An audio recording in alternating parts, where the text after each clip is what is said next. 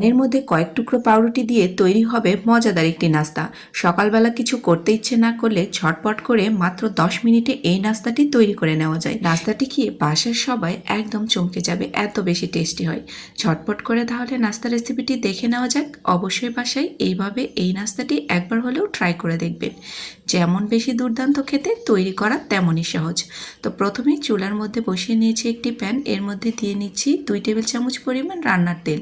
এখানে নিয়ে নিয়েছি 4 টুকরো ব্রেডগুলোকে আমি ছোট টুকরো করে কেটে নিয়েছি।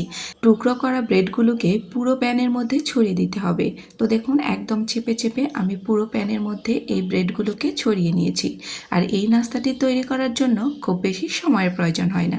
তো এখন আমি একটা বাটির মধ্যে নিয়ে নিয়েছি 2টো ডিম। এর মধ্যে দিয়ে নিচ্ছি চিলি ফ্লেক্স, এটা ঝালের জন্য ব্যবহার করেছি, স্বাদ মতো লবণ। এরপর ডিমটাকে ভালো মতো করে ফেটিয়ে নিতে হবে। তো পুরো ডিমটাকে ফেটিয়ে নেওয়ার পরে এই ব্রেডের মধ্যে আমি ঢেলে দেব। তো দেখুন, চারিদিক থেকে একটু ছড়িয়ে ঢেলে দিতে হবে যাতে ব্রেডগুলোর মধ্যে চলে যায়। এখন ঢাকনা দিয়ে দেব একদম ঘড়ি ধরে 2 মিনিটের মতো। তো 2 মিনিট বাদে আমি ঢাকনাটাকে উঠিয়ে নিয়েছি। এখন এই ব্রেডটাকে আলতো হাতে উল্টিয়ে নিতে হবে।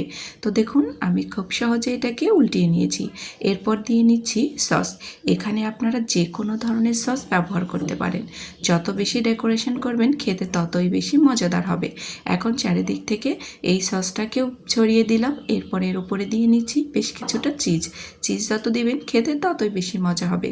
এরপর দিয়ে নিচ্ছি অরিগ্যানো। এরপর ঢাকনা দিয়ে আবারও ঢেকে দেব 2 মিনিটের জন্য। তো 2 মিনিট বাদেই ফিরে এসেছি। দেখুন, নাস্তা একদম রেডি। এইভাবে নাস্তা তৈরি করে বাসার সবাইকে চমকে দিতে পারেন। সকালবেলা ঘুম থেকে উঠে এরকম মজাদার একটি নাস্তা যদি টেবিলে থাকে, সবাই বেশ মজা করে খাবে। বাচ্চারা তো খাবেই, বড়রাও খাবে। তো দেখুন, নাস্তা একদম রেডি। তো এটাকে আমি এখনই নামিয়ে নেব। নামিয়ে এটাকে গরম গরম পরিবেশন করবেন, দেখবেন খেতে হবে দুর্দান্ত। এই নাস্তাটি বিকেলের স্ন্যাক্স হিসাবেও কিন্তু একদমই পারফেক্ট জমে যাবে। তো এখন দেখুন, আমি এটাকে কেটে নিচ্ছি। দেখতে কতটা লোভনীয় হয়েছে, খেতে তার থেকেও অনেক বেশি মজাদার। অবশ্যই বাসায় একবার হলেও ট্রাই করে দেখবেন।